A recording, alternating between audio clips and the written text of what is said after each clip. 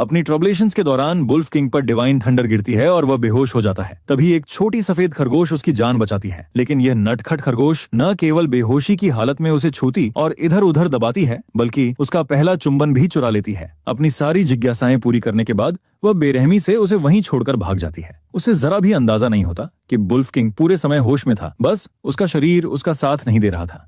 जैसे ही उसकी शक्ति लौटती है, वुल्फ किंग का गुस्सा फूट पड़ता है। उसके शरीर से निकलने वाली बर्फीली शक्ति 6 मील के दायरे में हर चीज को जमा देती है। घास का हर तिनका और हर फूल बर्फ में बदल जाता है। जब उसके सबॉर्डिनेट वहां पहुंचते हैं तो वे देखते हैं कि उनके हमेशा साफ सुथरे और अनुशासन प्रिय राजा के कपड़े अस्त व्यस्त हैं। बाल बिखरे हुए हैं और उसकी गर्दन पर लाल दांतों के निशान जैसा एक चिन्ह दिखाई दे रहा है। बर्फीले भेड़ियों के तो होश ही उड़ जाते हैं। बीस्ट महाद्वीप पर हर कोई जानता है कि उनका हिम वुल्फ किंग उत्तरी क्षेत्र का निर्विवाद शासक है। ऐसे में आखिर कौन था जो राजा की कमजोरी का फायदा उठाकर उस पर हाथ डालने की हिम्मत कर गया और फिर सुरक्षित बच निकला। केन की आवाज बर्फ जैसी ठंडी हो जाती है। हर जगह तलाश करो, अगर जरूरत पड़े तो पूरी धरती खोद डालो, उस स्त्री को ढूंढो और देखते ही मार डालो। उनके सबॉर्डिनेट स्तब्ध रह जाते हैं। एक स्त्री ने ऐसा किया, आखिर उसने उनके राजा के साथ किया क्या था? भेड़िए आदेश मानकर खोज शुरू करने ही वाले होते हैं कि तभी केन के मन में अचानक एक जोड़ी चमकदार और जीवंत आंखें उभर आती हैं। वह स्त्री इतनी नाजुक और कोमल दिखती थी, फिर भी उसने उसकी पूरी शक्ति को बिना टूटे सहन कर लिया था। पिछली रात उसके गुलाबी गाल ऐसे लग रहे थे जैसे सुबह की पहली किरणें ताजी बर्फ पर पड़ रही हों।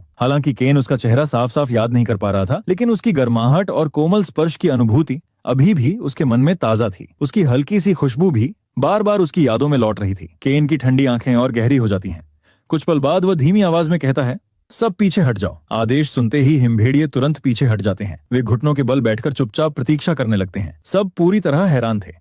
किसी को समझ नहीं आ रहा था कि उनका राजा आखिर सोच क्या रहा है, लेकिन कोई भी उससे सवाल पूछने की हिम्मत नहीं कर सकता था। वे मन ही मन बस यही सोच रहे थे कि आखिर वह कैसी स्त्री थी जिसने राजा की सीमा लांघ दी और फिर भी बिना किसी खरोंच के बच निकली। उधर जोई हाँफती हुई अपने कबीले के घर लौट आती है। जो कुछ अभी हुआ था उसे याद करते ही उसकी रीढ़ में सिहरन दौड़ जाती है। कल तक वह अपोकलिप्स दुनिया में अपनी शक्तियों के सहारे ज़ॉम्बियों से लड़ रही थी। फिर एक विस्फोट में उसकी मृत्यु हो गई और जब उसने दोबारा आंखें खोली तो खुद को बीस्ट महाद्वीप में पाया। अब वह एक सुंदर फीमेल खरगोश के रूप में जन्म ले चुकी थी। इस शरीर की असली मालिक मध्य क्षेत्र की शाही राजकुमारी थी, लेकिन युवावस्था समारोह के दौरान उसकी प्रजनन क्षमता शून्य निकली और उसका राजकुमारी होना झूठ साबित हो गया। परिवार ने तुरंत उसे घर से निकाल दिया। अपमान और निराशा में उसकी सोल रैबिट कबीले के सबसे गरीब परिवार में लौट आई। उसके पिता का बहुत पहले निधन हो चुका था। उसकी माँ लिली बेहद कमजोर थी। रिवर हर दिन शिकार के लिए पहाड़ों में भटकता था और ऐशकुमा जैसी अवस्था में पड़ा रहता था। उनके परिवार की एकमात्र राहत यह थी कि कबीले के मुखिया की पत्नी अंजू कभी कभी उन्हें थोड़ा मांस दे दिया करती थी। एक दिन ओरिजिनल सोल को पता चला कि यदि कोई स्त्री उत्तरी क्षेत्र के बीस्ट किंग की साथी बन जाए तो वह सर्वोच्च स्थान प्राप्त कर सकती है और राजसी जीवन जी सकती है। और वह बीस्ट किंग कोई और नहीं बल्कि केन था। इसी लालच में उसने सारी सावधानियां छोड़ दी और उस समय का इंतजार किया जब केन अपनी कठिन परीक्षा के दौरान कमजोर पड़े। फिर उसने उसे विशेष औषधि दे दी। पिछली रात जो कुछ हुआ था उसकी शुरुआत वहीं से हुई थी। जोई अविश्वास से अपना माथा पकड़ लेती है।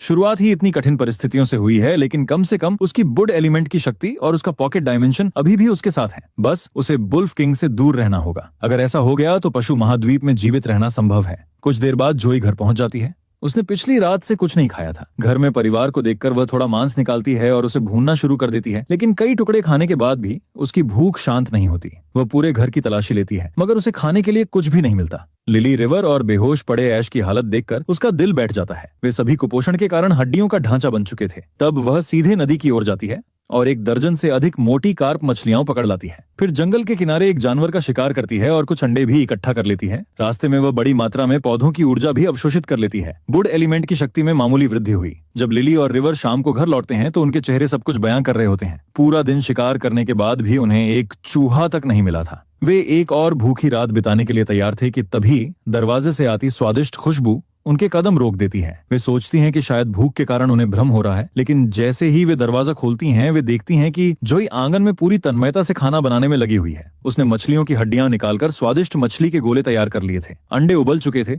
और उनके छिलकों को कटोरियों की तरह इस्तेमाल किया जा रहा था। उन्हें देखते ही जोई मुस्कुराकर कहती है, लिली, तुमने आज बहुत मेहनत की होगी, तुम्हें जरूर भूख लगी होगी। मैंने बहुत सारा अच्छा खाना तैयार किया है, आओ जल्दी से खा लो। ये सुनते ही लिली की आंखें भर आती हैं। लेकिन क्या तुमने खुद खाया है? मुझे भूख नहीं है, जोई मुस्कुराकर जवाब देती है। एक माँ होने के नाते लिली की पहली प्रवृत्ति सब कुछ अपनी बेटी के लिए छोड़ देने की थी, लेकिन जोई की जिद के आगे वह आखिरकार मान जाती है। जैसे ही वह पहला निवाला खाती है उसकी आंखें आश्चर्य से फैल जाती हैं। यह इतना स्वादिष्ट कैसे हो सकता है। उसने आज तक केवल मछली जैसी गंध वाले साधारण अंडे ही खाए थे, लेकिन ये उबले हुए अंडे इतने स्वादिष्ट थे कि वह खुद को रोक ही नहीं पा रही थी। उसके बगल में रिवर भी एक के बाद एक अंडे खा रही था और हर निवाले के साथ जोई की तारीफ कर रही था। काफी समय बाद पूरा परिवार एक साथ बैठकर गर्म और स्वादिष्ट भोजन का आनंद ले रहा था। उधर दूर स्नोवुल्फ कबीले में केन अपनी शक्ति को स्थिर कर रहा था कि तभी उसके भीतर अचानक एक शक्तिशाली रक्त संबंध जाग उठता है। उसकी आंखें तुरंत खुल जाती हैं। वह अपने धड़कते सीने पर हाथ रखता है। ये कैसे संभव है? उसे स्पष्ट रूप से महसूस हो रहा था कि उसका एक बच्चा है। बीस्ट महाद्वीप में किसी साधारण स्त्री के लिए किंग की ब्लड लाइन को धारण करना लगभग असंभव माना जाता था और हाल के दिनों में उसके संपर्क में आई एकमात्र स्त्री वही छोटी सफेद खरगोश थी। ये बात अविश्वसनीय लग रही थी, लेकिन रक्त संबंध झूठ नहीं बोल सकता था। अगले ही पल केन तुरंत एक नया आदेश जारी करता है। फ्रॉस्ट और स्टॉर्म प्रकट होते हैं और घुटनों के बल झुक जाते हैं। उस स्त्री को ढूंढो। जी मेरे स्वामी। वुल्फ कबीले के लोगों की सूंघने और महसूस करने की क्षमता असाधारण होती है। जब तक कोई छोटा सा सुराग भी बाकी हो, वे किसी भी व्यक्ति का पता लगा सकते हैं। दोनों सबॉर्डिनेट के जाने के बाद केन की सामान्यतः शांत रहने वाली आंखों में हलचल होने लगती है। उस रात की यादें, उसकी धीमी सांसें, उसका लाल पड़ता चेहरा, ये सब उसके लिए कल्टीवेशन पर ध्यान केंद्रित करना असंभव बना देते हैं। आखिरकार वह पहाड़ों की गहराई में स्थित बर्फीले तालाब में उतर जाता है और ठंडे पानी को अपनी बेचैनी शांत करने देता है। दूसरी ओर जोई अपने पत्थर के बिस्तर पर तृप्त और संतुष्ट होकर सो जाती है। आधी रात को उसे एक सपना आता है। वह एक छोटे मुलायम और बर्फ जैसे सफेद भेड़िए के बच्चे को देखती है। वह अविश्वसनीय रूप से प्यारा और गोल मटोल था। उसकी चमकदार ओस से भीगी आंखें जोई की ओर देख रही थीं और उन्हें देखते ही उसका दिल पिघल जाता है। अगली सुबह वह जागती है और पत्थर के बिस्तर पर बैठकर अपने आसपास का निरीक्षण करती है। गुफा, छोटा सा आंगन और चारों ओर फैली वीरानी। खरगोशों के शरीर पर गर्म रखने के लिए फर होता है, लेकिन जब सर्दियां आती हैं और पहाड़ बर्फ से ढक जाते हैं, तब भी ठंड हड्डियों तक चुभ जाती है। उन्हें समय रहते भोजन का भंडार जमा करना होगा। नाश्ते के बाद वह भोजन की तलाश में निकले कबीले के दल के साथ पहाड़ की चल पड़ती है। 6 लोगों का समूह जंगल में प्रवेश करता है। जैसे ही वे अंदर बढ़ते हैं, जोई की नजर अचानक गाजरों के एक विशाल झुंड पर पड़ती है। उसकी आंखें चमक उठती हैं। जैसा उसने सोचा था, यह प्राचीन जंगल सचमुच खजानों से भरा हुआ था। उसने अपनी हड्डी की छुरी निकाली और मिट्टी खोदना शुरू कर दिया। बाकी लोगों को लगा कि वह बस कोई जंगली खरपतवार उखाड़ रही है, लेकिन कुछ ही देर बाद उसने मुट्ठी जितनी बड़ी गाजर निकालकर मुस्कुराते हुए कहा, इसे गाजर कहते हैं। ये खाने में बहुत स्वादिष्ट होती है। समूह के सभी लोग उसे अविश्वास से देखने लगे। इतनी बड़ी चीज जमीन के नीचे उगती है? वे पूरी तरह हैरान थे। तभी एक सतर्क जानवर बोला, लेकिन क्या इसे खाना सुरक्षित है? कई बार कुछ चीजें खाने लायक लगती हैं, लेकिन वे हमें बीमार कर देती हैं। कुछ तो लोगों की जान भी ले चुकी है। इसलिए हम आमतौर पर किसी अनजान चीज को खाने के बजाय छोड़ देना बेहतर समझते हैं। जोई ने कोई जवाब नहीं दिया। उसने गाजर को छीलकर साफ किया, फिर उसे टुकड़ों में काटा और सबके सामने पूरा खा गई। एक कारण यह था कि उसके पेट में भूख लगी हुई थी। दूसरा कारण था सबको इसकी सुरक्षा साबित करना। खाने के बाद उसने सबकी ओर देखा। अगर तुम्हें अब भी भरोसा नहीं है तो थोड़ा इंतजार करो, मुझे देखो। अगर मैं ठीक रहती हूँ तब तुम लोग भी इसे खोद लेना। सभी खरगोश और दूसरे जानवर अवाक रह गए।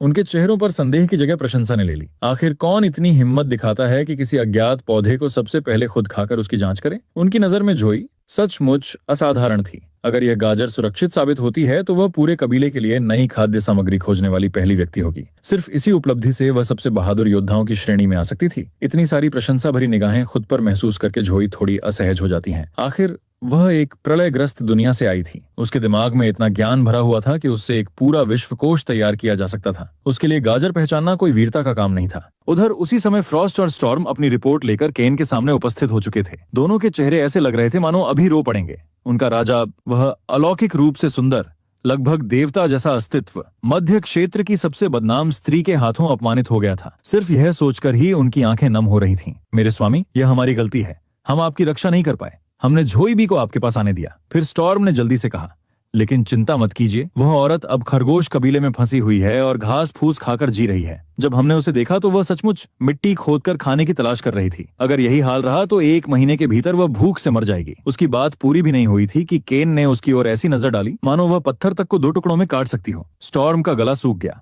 वह तुरंत चुप हो गया। किंग नाराज था, लेकिन उसने आखिर गलत क्या कहा था? कुछ पल बाद केन ने अपनी नजरें हटा लीं और रिपोर्ट पर दोबारा ध्यान दिया।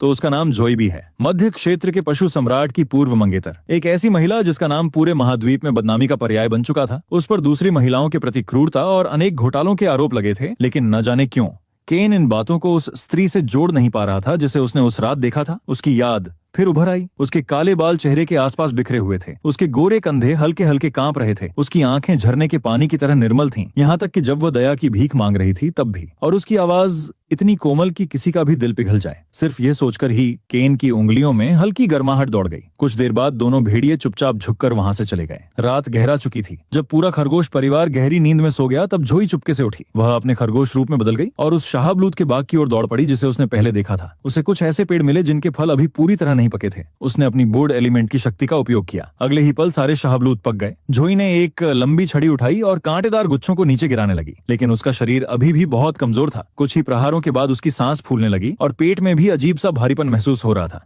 थक कर उसने बुदबुदाया, काश कोई तेज हवा चल जाए और ये सारे शाहबलूत खुद ही नीचे गिर जाएं। जैसे ही उसके शब्द खत्म हुए, अचानक एक तेज हवा चली। धड़ाम! सारे शाहबलूत एक साथ जमीन पर गिर पड़े और हैरानी की बात यह थी कि एक भी फल उसे छू तक नहीं पाया। जोई की आंखें फैल गईं।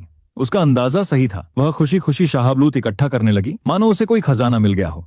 लेकिन तभी उसे कुछ अजीब महसूस हुआ। वह धीरे धीरे ऊपर देखती है। चांदनी में एक आदमी खड़ा था, बेहद सुंदर, अलौकिक, मानो कोई देवता जंगल से निकलकर उसके सामने आ गया हो। उसके लंबे काले बाल हवा में लहरा रहे थे और पूरा शरीर चांदनी में चमक रहा था। जोई का दिल एक पल के लिए रुक गया। फिर उसने उस चेहरे को पहचान लिया जिसे वह भूलने की पूरी कोशिश कर रही थी। स्नो वुल्फ किंग केन। उसका शरीर ठंडा पड़ गया। क्या वह बदला लेने आया है? ये विचार आते ही वो मुड़ी और पूरी ताकत से भाग खड़ी हुई। कबीले के बिल तक पहुंचकर उसने चारों ओर देखा। कोई उसका पीछा नहीं कर रहा था। तब जाकर उसने राहत की सांस ली। उसे समझ नहीं आ रहा था कि केन वहां अचानक क्यों आया था, लेकिन उसकी हर स्टिंक्ट उसे एक ही चेतावनी दे रही थी, उससे दूर रहो, जिंदा रहना सबसे जरूरी है। दूसरी तरफ केन चुपचाप उसे अंधेरे में गायब होते हुए देखता रहा। उसकी शांत आंखों में हल्का सा बदलाव आया, फिर भाग गई। उसने शाहबलूत के पेड़ की ओर देखा और धीमे से बुदबुदाया, कहीं तुम्हें यह सब अच्छा तो नहीं लग रहा? उस रात जोई को बिल्कुल नींद नहीं आई। वह लगातार करवटें बदलती रही। हर बार जब वह आंखें बंद करती, केन का वह खूबसूरत चेहरा उसके सामने आ जाता। अगली सुबह शोर सुनकर उसकी नींद खुली। बाहर अजीब सा हलचल थी। क्या तुमने ये सारे शाहबलूत तैयार किए? नहीं, लेकिन ये तो वही शाहबलूत हैं जो कल पेड़ों पर लगे थे। कल तो ये कच्चे थे, इन्हें तोड़ना भी मुश्किल था, और अब पूरा आंगन शाहबलूतों से भरा पड़ा है। ऊपर से सारे कांटे भी साफ कर दिए गए हैं। जोई के मन में अचानक एक विचार कौंधा। वह बिस्तर से कूदकर बाहर आई। आंगन के एक कोने में शाहबलूतों का एक बड़ा ढेर करीने से रखा हुआ था। हर फल पूरी तरह साफ किया गया था, मानो किसी ने विशेष रूप से उसके लिए उन्हें तैयार किया हो। जोई के शरीर में सिहरन दौड़ गई। उसने धीरे धीरे चारों ओर नजर दौड़ाई। क्या यह केन का काम हो सकता है? और अगर हाँ, तो उसने ऐसा क्यों किया? जोई जल्दी से जवाब देती है, मुझे कल रात नींद नहीं आ रही थी, इसलिए मैं बाहर चली गई थी। सर्दियों के लिए कुछ अच्छे शाहबलूत भी इकट्ठा कर लाई। लिली ने भौहें सिकोड़ते हुए पूछा, तुम्हें कहीं चोट तो नहीं लगी? तुम ठीक तो हो ना? रिवर भी चिंता भरी निगाहों से उसे देखता रहा। जोई ने तुरंत बात टाल दी, चिंता मत करो, मैं बस कबीले के आसपास ही घूम रही थी, मैं बिल्कुल ठीक हूँ। ये सुनकर लिली ने राहत की सांस ली। अगली बार अगर तुम्हें कुछ खाने का मन हो या बाहर जाना हो तो मुझे बता देना। आधी रात को अकेले मत भटकना, बाहर बहुत खतरा है। यहाँ तक कि घर के ठीक बाहर भी। जोई ने तुरंत सिर हिला दिया। सच कहें तो अब उसमें आधी रात को बाहर निकलने की हिम्मत ही नहीं बची थी। केन कोई साधारण व्यक्ति नहीं था। उसके शरीर से निकलने वाला दबाव ही किसी को बेहोश करने के लिए काफी था। बीस्ट महाद्वीप में शक्ति का सर्वोच्च स्तर 9 स्टेज माना जाता था और कहा जाता था कि केन 9 स्टेज के शिखर पर खड़ा है। उसके पैर की एक उंगली की हल्की सी हरकत भी उसे धूल में मिला सकती थी। और फिर भी पिछली रात वह सीधे उसके दरवाजे तक आ पहुंचा था। क्या वह उसे चेतावनी देने आया था, या बस यह जताने की उसे पता है वह कहाँ रहती है? कारण चाहे जो भी हो, जोई सिर्फ छिप जाना चाहती थी। जब उसके साथी उसे भोजन की तलाश में साथ चलने के लिए बुलाने आए तो उसने साफ मना कर दिया। उसे डर था कि कहीं फिर से केन का सामना ना हो जाए। बाकी सबके जाने के बाद वह चुपचाप ऐश के पास पहुंची। वह अभी भी उसी तरह बेहोश पड़ा था। जोई ने उसकी नब्ज जांची, कोई बदलाव नहीं। उसे अभी तक सही स्पिरिट एलिक्सिर नहीं मिला था, इसलिए वह अपनी वुड एलिमेंट की शक्ति से धीरे धीरे उसके शरीर का झर साफ करती रही। लेकिन समय तेजी से निकल रहा था। ऐश को जल्द ही जागना होगा। अगले कुछ दिनों तक जोई मुश्किल से घर से बाहर निकली, लेकिन हैरानी की बात यह थी कि लिली हर दिन इतना शिकार लेकर लौटती कि घर में रखने की जगह कम पड़ने लगी। जोई पूरे दिन खाना बनाने में व्यस्त रहती। वह परिवार के लिए नई नई रेसिपियां आजमाती और अलग अलग व्यंजन तैयार करती। एक शाम भोजन के दौरान लिली ने आश्चर्य से सिर हिलाया, आजकल हमारी किस्मत कितनी अच्छी चल रही है, यकीन ही नहीं होता। हर दिन कोई न कोई घायल जानवर मिल जाता है। मैं और तुम्हारे चाचा रिवर बिना ज्यादा मेहनत किए उसे पकड़ लेते हैं। फिर उसने जोई की प्लेट में और मांस डालते हुए कहा, खाओ, अगर पेट नहीं भरा तो मैं और शिकार लेकर आ जाऊंगी। लगातार कई दिनों तक भरपूर शिकार मिलने से लिली का आत्मविश्वास काफी बढ़ गया था। वह यह भी देख रही थी कि जोई पहले से कहीं ज्यादा खाने लगी है। जोई खुद भी यह महसूस कर रही थी। उसे बार बार भूख लगती थी। वह खुद को रोकने की कोशिश करती, लेकिन ज्यादातर खाना आखिरकार उसके पेट में ही चला जाता। फिर भी लिली और रिवर दोनों उसे देखकर खुश होते थे। जब जोई पहली बार घर लौटी थी तब वह मुश्किल से बोलती थी, मुश्किल से खाती थी और इतनी दुबली थी जैसे कोई सूखी टहनी। लेकिन अब वह खुलकर हंसती थी, अच्छे से खाती थी और पहले से कहीं ज्यादा जीवन दिखती थी। पूरा परिवार उसे देखकर खुश हो जाता था। जोई ने पहले कभी बच्चे को जन्म नहीं दिया था, इसलिए उसे बिल्कुल अंदाजा नहीं था कि उसकी भूख अचानक इतनी क्यों बढ़ गई है। लेकिन एक और बात उसे लगातार परेशान कर रही थी, लिली की शिकार में सफलता। आजकल लिली हर बार भरपूर शिकार लेकर लौटती थी, मानो किस्मत खुद उसके पक्ष में खड़ी हो। पहले जहां एक जंगली सुअर पकड़ने में कई दिन लग जाते थे, वहीं अब हर दिन कोई न कोई बड़ा शिकार मिल जाता था। इतना पौष्टिक भोजन खाने के बाद जोई को अब साधारण चावल और उबले हुए बंतख याद आने लगे थे। नाश्ते के बाद उसने अपने साथियों को इकट्ठा किया और रिवर के साथ पहाड़ों में भोजन की तलाश पर निकल पड़ी। ये सुनते ही सबके चेहरे खिल उठे। जोई, आखिरकार तुम वापस आ गई।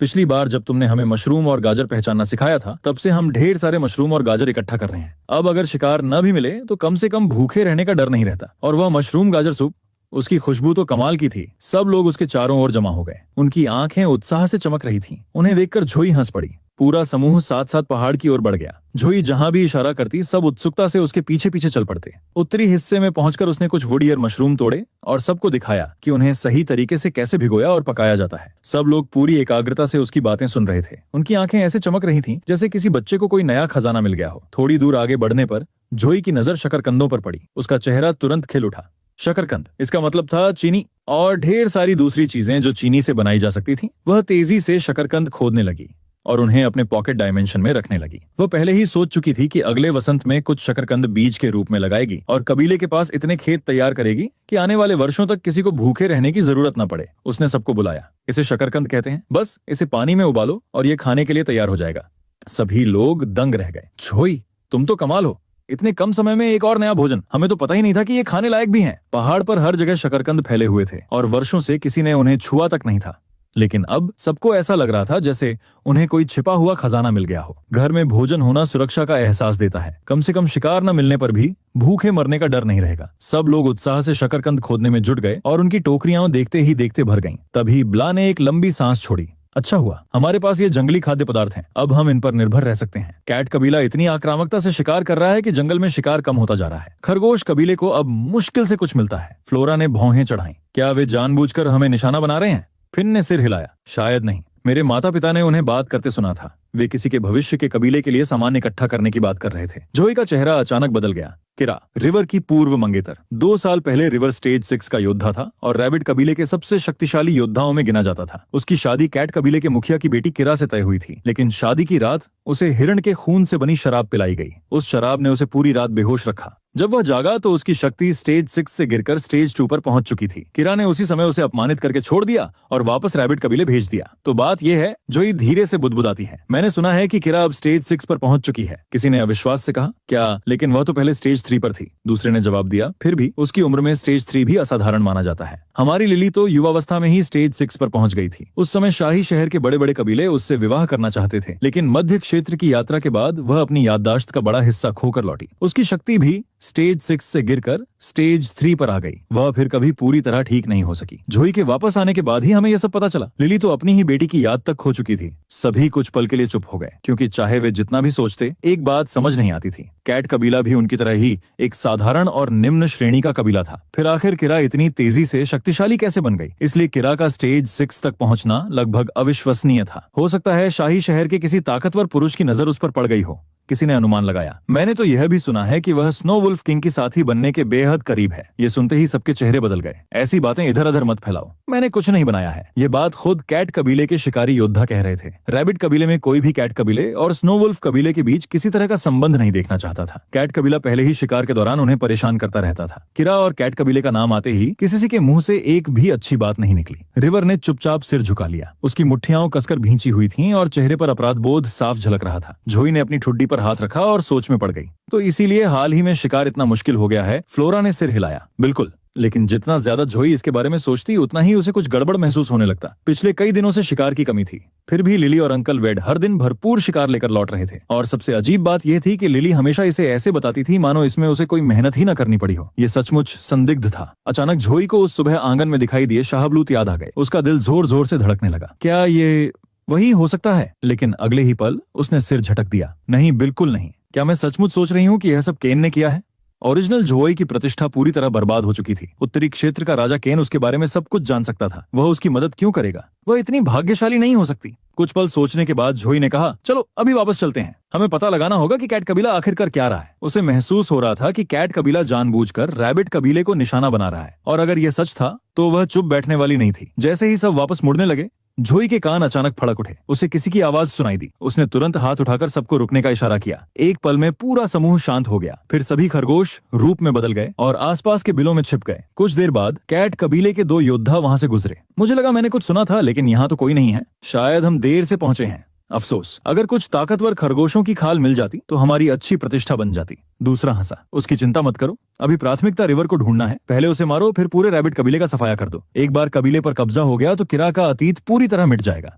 फिर स्नो वुल्फ किंग की आधिकारिक साथी बनने से उसे कोई नहीं रोक पाएगा। मूल योजना तो उसे किसी जंगली जानवर के हाथों मरवाने की थी, लेकिन वह बच निकला। दोनों स्टेज 4 के योद्धा थे। उनके चेहरे पर इतना आत्मविश्वास था कि वे रैबिट कबीले के क्षेत्र में ऐसे घूम रहे थे जैसे यह उनकी अपनी जमीन हो। उन्हें जरा भी अंदाजा नहीं था कि जिन खरगोशों की वे तलाश कर रहे हैं वे उनसे कुछ ही कदम दूर छिपे बैठे हैं। दूसरी तरफ रिवर का चेहरा पीला पड़ चुका था। उसकी उंगलियां बिल के किनारे को इतनी कसकर पकड़े थीं कि पोर सफेद पड़ गए थे। जोई पूरी तरह शांत थी। उसका शरीर बर्फ की तरह स्थिर था, लेकिन उसकी आंखों में साफ हत्या की भावना झलक रही थी। दोनों सैनिक बातें करते रहे। अगर रिवर भाग भी जाए तो क्या? हमारे लोग पहले ही उसके कबीले के मुखिया और उसकी मां को घेर चुके हैं। एक बार वे हमारे कब्जे में आ गए तो रिवर खुद सामने आने को मजबूर हो जाएगा। फिर उसे मारना बच्चों का खेल होगा, और जब रैबिट कबीला अपना मुखिया खो देगा तब पूरे कबीले पर कब्जा करना कोई मुश्किल काम नहीं रहेगा। लेकिन इससे पहले कि वे अपनी बात पूरी कर पाते, अचानक ठंडी हवा का झोंका चला। चारों ओर के पत्ते पल भर में मुरझाकर जमीन पर गिर पड़े। ये जोई की बोर्ड एलिमेंट की शक्ति थी। अगले ही पल वह बिजली की तरह एक सैनिक के सामने प्रकट हुई। हड्डी की छुरी चमकी और सैनिक वहीं ढेर हो गया। दूसरा स्टेज 4 का योद्धा तुरंत पलटा और उस पर हमला कर दिया। जोई ने अपनी शक्ति बढ़ाने के लिए आसपास की प्राकृतिक ऊर्जा को जबरदस्ती अवशोषित कर लिया था। उसका शरीर इस दबाव को सहन करने के लिए संघर्ष कर रहा था। पेट में भयंकर ऐंठन उठ रही थी, लेकिन उसने दर्द को नजरअंदाज कर दिया। आज इन दोनों को मरना ही था। जो भी उसके परिवार को नुकसान पहुंचाने की कोशिश करेगा वह जीवित नहीं बचेगा। रिवर और बाकी लोग तुरंत बाहर निकल आए। रिवर अपनी लगभग खत्म हो चुकी शक्ति के बावजूद सीधे जोई के सामने आकर खड़ा हो गया। अगर जरूरत पड़ी तो वह अपनी जान देकर भी उसकी रक्षा करेगा। फ्लोरा ने दांत भींचे और हवा में छलांग लगाकर दुश्मन पर हमला कर दिया। बाकी लोग भी पीछे नहीं हटे। उन्होंने अपनी हड्डी की छुरियां उठाई और स्टेज 4 के योद्धा को रोकने की कोशिश की, लेकिन एक तेज धमाके के साथ उनकी कई छुरियां टूट गईं। उनमें सबसे ताकतवर योद्धा भी सिर्फ स्टेज 3 का था। स्टेज 4 के योद्धा का सामना करना लगभग आत्महत्या के बराबर था। फिर भी कोई पीछे नहीं हटा। सभी जोई की रक्षा के लिए अपनी पूरी ताकत झोंक रहे थे। आखिरकार दुश्मन कुछ क्षणों के लिए रुक गया और वही मौका जोई को चाहिए था। अपने दोस्तों को खून से लथपथ व घायल देखकर उसके सीने में एक अजीब भावना उठी। वह उसे नाम नहीं दे सकती थी, लेकिन वह भावना बेहद प्रबल थी। उसने मुट्ठी कस ली। अगले ही पल उसने हड्डी की छुरी उठाई, अपनी सारी बोर्ड एलिमेंट की शक्ति उसमें समेट दी और मौका मिलते ही छुरी सीधे सैनिक के गले में घोंप दी। एक ही वार में सब खत्म। लेकिन राहत की सांस लेने से पहले ही उसके पेट में असहनीय दर्द उठा। दुनिया उसकी आंखों के सामने घूमने लगी। वह लड़खड़ाई और पास के पेड़ को पकड़ लिया। जोई, जोई, क्या हुआ? क्या तुम ठीक हो? सब उसके आसपास इकट्ठा हो गए। किसी ने उसके द्वारा स्टेज 4 के योद्धा को मार गिराने पर आश्चर्य तक नहीं जताया। उन्हें सिर्फ उसकी चिंता थी। जोई ने गहरी सांस ली और खुद को संभाला। मैं ठीक हूँ। सबने बहुत मेहनत की है, धन्यवाद। सच में? उसने अपने घायल साथियों को देखा। उसकी आंखों में पछतावा साफ दिखाई दे रहा था। जब हम वापस पहुंचेंगे तो मैं सबकी चोटों का इलाज करूंगी। अब कबीले में लौट जाओ और मेरा इंतजार करो। ये कहकर वह खरगोश रूप में बदल गई और दूसरी दिशा में दौड़ने लगी। रिवर ने उसका हाथ पकड़ लिया। उसे पहले ही समझ आ गया था कि वह क्या करने वाली है, लेकिन जोई ने पीछे मुड़कर नहीं देखा। मुझे जाना होगा, मैं ठीक हो जाऊंगी। सबको तुरंत सतर्क कर दो। मुझे डर है कि कैट कबीला किसी भी समय हमला कर सकता है। ये सुनते ही सभी को स्थिति की गंभीरता समझ आ रही। कबीले की रक्षा सबसे जरूरी थी। जोई ने अपनी बची हुई शक्ति समेटी। उसे लिली की गंध महसूस हो रही थी। उसी के सहारे उसने दिशा तय की और अगले ही पल वह प्रकाश की एक किरण की तरह आगे बढ़ गई।